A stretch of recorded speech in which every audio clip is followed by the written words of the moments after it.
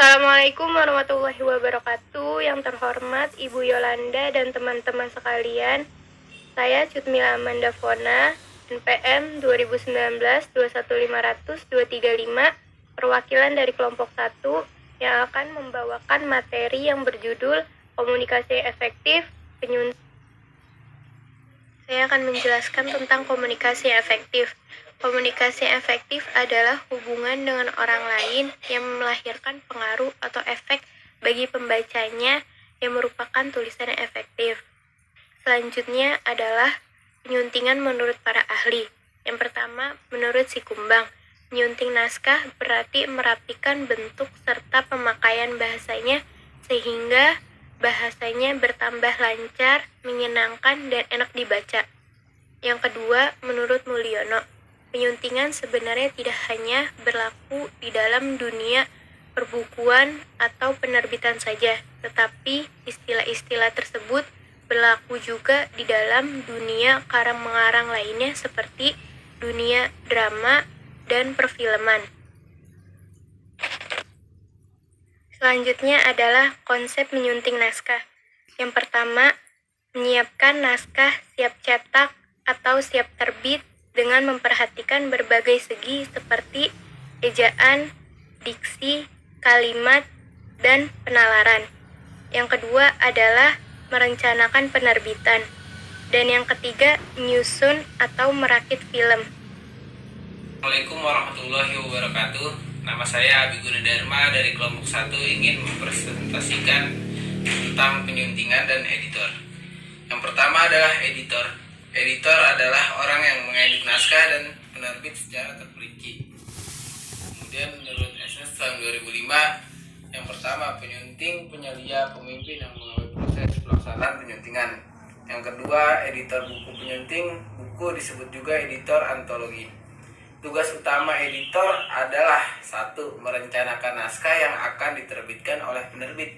Yang kedua, mencari naskah yang akan diterbitkan. Yang ketiga, mempertimbangkan layak atau tidaknya naskah yang akan diterbitkan. Yang keempat, menyunting naskah dari segi isi dan materi. Yang kelima, memberi alasan kepada penyunting naskah agar dapat melaksanakannya tugas dengan baik.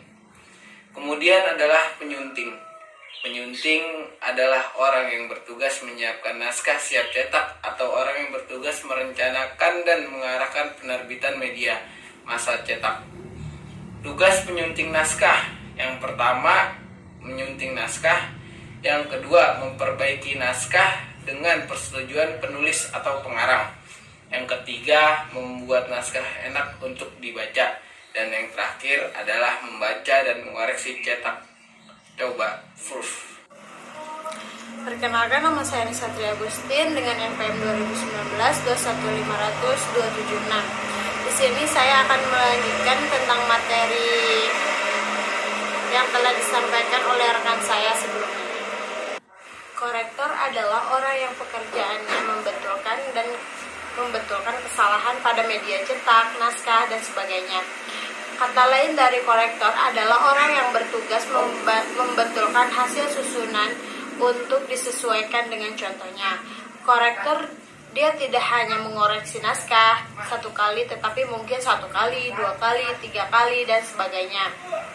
Dan lebih dari itu, korektor inilah yang harus bertanggung jawab atas kesalahan pencetakan kata-kata dan tanda baca. Akan tetapi, dia tidak boleh mengubah struktur kalimat yang sudah dicetak karena hal itu akan menimbulkan kesulitan dari berbagai pihak. Kewajiban dan hak penyunting. Kewajibannya yaitu yang pertama, penyunting berkewajiban menata bahasa naskah. Dia wajib menambahi atau mengurangi apa yang perlu ditambahi dan dikurangi dari segi kebahasaan. Penyunting berkewajiban melaksanakan tugas secara profesional. Yang ketiga yaitu penyunting harus jujur kepada diri sendiri, kepada masyarakat, dan kepada Tuhan. Ini adalah bahwa penyuntingan harus dilakukan halaman per halaman, kalimat per kalimat, baris per baris, dan per kata, huruf dan lambang per lambang. Sedangkan hak penyunting yang merupakan hak penyunting adalah yang pertama yaitu penyunting berhak mencantumkan namanya dalam suatu terbitan.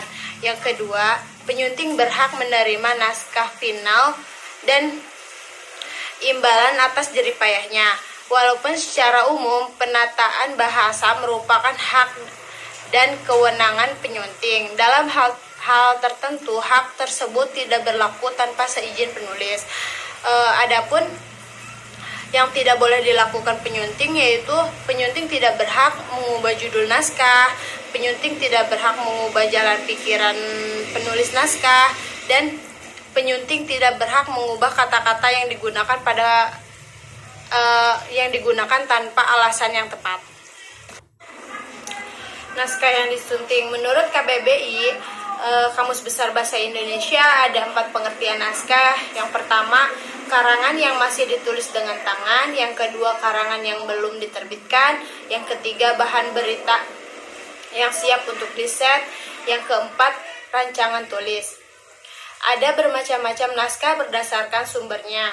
Yang pertama yaitu naskah spontan.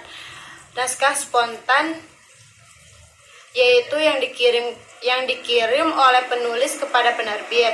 Yang kedua, naskah pesanan, yaitu naskah yang dipesan oleh penerbit. Yang ketiga, naskah yang dicari oleh editor, yaitu naskah untuk memenuhi kebutuhan penerbit. Yang keempat, naskah terjemahan, yaitu naskah yang berasal dari naskah asing yang diterjemahkan ke dalam bahasa Indonesia untuk kepentingan pembaca. Yang kelima, naskah sayembara, yaitu naskah yang didapat dari proses sayembara. Dan yang keenam, terakhir, naskah kerjasama, yaitu naskah hasil kerja sama dengan instansi tertentu. Perlengkapan yang diperlukan. Agar tidak banyak membuang-buang waktu ketika bekerja, setiap penyunting hendaknya terlebih dahulu menyiapkan alat yang bisa diperlukan seperti pulpen yang bertinta merah, pulpen bertinta biru, tip X, gunting, dan lem. Pulpen merah ataupun biru digunakan agar suntingan dapat terbaca dengan jelas. Jika suntingan pertama ternyata salah, tulisan yang salah itu harus di tip X dan segera kita ganti dengan tulisan yang seharusnya. Gunting pun digunakan hanya untuk sewaktu-waktu ketika jika ada naskah yang harus dipindahkan terletak penyajiannya. Dan pemindahan bagi naskah dari suatu halaman ke halaman lain, peranan lem sangat besar untuk merekatkan bagian yang dipindahkan dan untuk menyambungkan bagian yang dipotong itu.